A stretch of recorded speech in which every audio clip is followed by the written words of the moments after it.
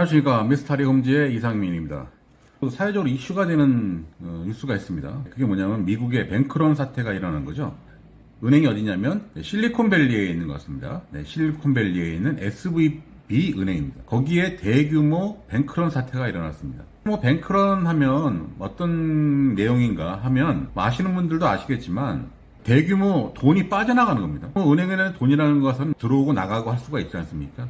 하지만 이거는 갑자기 엄청난 돈이 갑자기 빠져나가 버리는 겁니다. 은행이라고 하는 것이 주로 매출이 뭐냐면 예대마진이라고 해가지고 예금과 대출의 이자의 그 차익을 가지고 먹고 사는 게 은행의 대부분의 매출입니다. 근데 돈이 갑자기 빠져나가 버리면 대출해줄 돈이 없는 거고 이자를 지급할 돈이 없어져 버린 거죠. 그렇게 되면 매출이 안 일어나게 되면 기업들도 매출을 일으키지 못하게 되면 결국 파산하는 것처럼 은행도 마찬가지 예금 예금 고객들한테 예금 이자를 지불 못하게 되면 당연히 부실이 되는 거고 그 회사는 망하게 되는 겁니다. 그래서 파산이 되는 거죠. 그래서 이런 것들이 도미노 현상이 일어나게 되면 문제가 되는 겁니다. 그래서 저희 나라에서도 이 사태에 대해서 긴장을 좀 하고 있어요. 주로 어디 부분이 문제가 되냐면요. 저축은행에 이 뱅크런 사태가 일어날까봐 되게 큰 걱정을 많이 하고 있어요. 왜냐면 부동산 경기가 좋지 않다 보니까 이제 부동산 사업을 하다 보면 대부분이 PF를 합니다. 이 효과를 높이기 위해서 PF를 많이 하는데 그 PF를 제일금융권보다는 주로 제2금융권, 특히 저축은행에서 그런 PF 대출을 많이 해주거든요. 지금 경기가 썩 좋지 못하다 보니까 PF로 나간 그 자금들이 위험하다라는 얘기가 많이 돌고 있어요. 그러다 보니까 저축은행에 예금을 하고 있는 저축은행 같은 경우에는 제일금융권보다 이자가 좀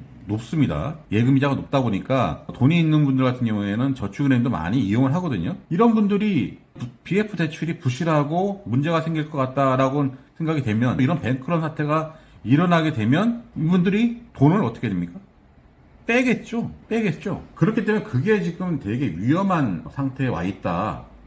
라는 생각이 듭니다. 그래서 지금 우리나라에서는 어떤 얘기를 하냐면 예금자 보호가 우리나라가 5천만 원입니다.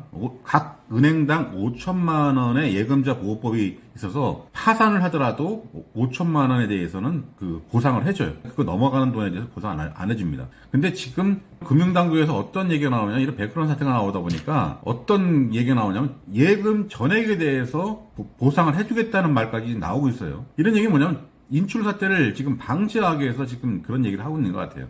근데 요번에 이 뱅크런이 왜 문제가 됐냐면 예전에는 이 뱅크런을 할 때 돈을 막 찾으러 갈 때 각 지점에 가서 문을 막 이제 두들기면서 돈 내놓으라고 막 두들기면서 막 난리가 났었잖아요. 옛날에 그런 뉴스도 많이 나왔습니다. 많이 나왔는데 지금은 그게 아니에요. 요번에 SVB 이 은행이 왜 더 문제가 됐냐면 인터넷 뱅킹으로 다 해버린 거예요. 스마트폰 하나만 갖고 있으면 이러한 스마트폰 하나만 갖고 있으면 여기에서 모든 은행 업무를 다 볼 수 있어요. 손가락 몇 번만 띡띡띡띡 두들기면 수억이든 수십억이든 언제든지 돈을 빼고 넣고 할 수 있단 말이에요. 그러니까 넣는 거는 뭐 내가 가서 직접 넣어야 되겠지만 입금을 할 경우에는 현금을. 근데 은행에 있는 돈을 빼는 거는 그냥 손가락 몇 개만 따따다 누르면 할 수가 있는 거죠. 그러다 보니까 순식간에 빠져나간 거예요. 옛날처럼 문 두들기고 이런 일이 없는 거죠. 그냥 조용하게 다 빠져나가. 그러니까 더더욱더 은행들이 더 긴장을 하고 있는 거예요. 언제 어느 분위기에 휩싸여서 우리 은행도 이런 뱅크런 사태가 일어날까봐 지금 노심초사하고 있는 겁니다. 특히나 저축은행들이. 그러다 보니까 앞으로 금리를 연방준비위원회에서는 금리를 올리겠다는 그랬잖아요. 근데 이런 사태에서 금리를 어떻게 올립니까? 인프레 잡겠다고 금리를 올려요? 인프레를 잡겠다고 금리를 올리는 이유는 시중에 돈이 많이 있다 보니까 돈을 끌어들이기 위해서. 그래서 금리를 막 올린 거잖아요.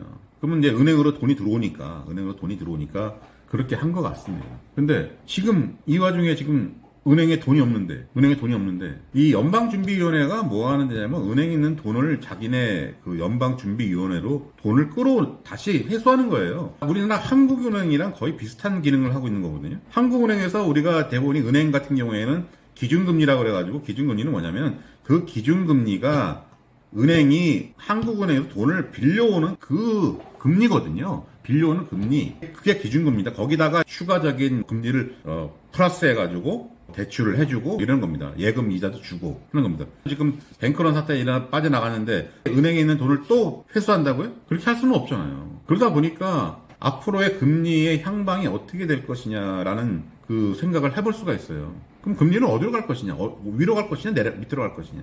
지금 이 상황에서 위로는 못 갈 것 같아요. 그럼 위로 못 가면 지금 현 상태를 유지하든지 아니면 더 내려가든지 할 거란 말입니다. 그러면 금리가 떨어지게 되면 상대적으로 또 어떻게 됩니까? 매수의 수요가 발생을 하다 보면 부동산 가격은 또 상승을 하는 거예요. 지금 급매물들이 많이 소화가 됐습니다. 저희 중개사무소가 있는 아파트 단지에도 저번 영상에도 말씀드렸지만 10개 이상이 거래가 됐고 지금도 계속 거래가 되고 있어요. 금매 나오는 것들은 전부 다 소화가 됩니다. 거기다가 금리까지 인하가 하게 되면 더 거기에 대한 추가 수요가 또 달라붙겠죠. 지금도 금매를 찾는 분이 계세요. 금매 나오면 연락 주세요. 금매 나오면 연락 주세요. 이런 분위기를 보시라고, 이런 분위기를 보고 금매를 찾으셔야지 그냥 금매만 찾고 있다가 결국은 그 타이밍을 놓쳐서 지금 가격에 사도 충분한 이익을 볼 수 있었는데 그 타이밍을 놓쳐서 지금보다 한참 오른 가격에 결국은 사야 되는 그런 상황이 벌어진다는 거죠. 그러니까 제가 저번 영상에도 늘 말씀드리지 않습니까? 여러분들은 저가에 살 수 없다고. 부동산을 저가에 살 수 없다고. 정책을 집행하는 사람들 말고는, 그런 사람들로부터 정보를 얻을 수 있는 사람 말고는 여러분들은 저가의 부동산을 저가에 살 수가 없기 때문에 이러한 제반적인 이런 경제적인 상황, 이런 뱅크런 사태라든가 이런 것을 보면서 아, 이렇게 되면 금리가 더 이상 오르지는 않겠다라는 그런 판단을 하고 아, 금리가 더 오르지 않는다면 올라가지 않고 보합 상태나 내려갈 수 있기 때문에 그럼 부동산 가격도 다시 상승할 수 있는 여건이 되겠구나 라는 판단을 하시고 금매를 찾지 마시고 금매 근처에 와 있는 부동산 가격에 있는 매물을 선택하셔서 매수하는 것도 좋은 투자라고 할 수가 있습니다. 이번 시간에는 지금 이슈가 되어 있는 이 뱅크런 사태, 이 스마트폰이라고 하는 얘가 엄청난 파급 효과를 일으킨 거죠. 여러분들이 편하게 쓰고 있는 이 스마트폰 하나가 세상을 바꿉니다. 오늘 이 시간에는 이 뱅크런 사태에 대해서 우리가 어떻게 대처를 하고 어떻게 우리 부동산에 적용을 해서 어떠한 판단을 해야 되는지에 대해서 오늘 영상을 제작했습니다. 오늘 영상 여기서 마치도록 하겠습니다. 감사합니다.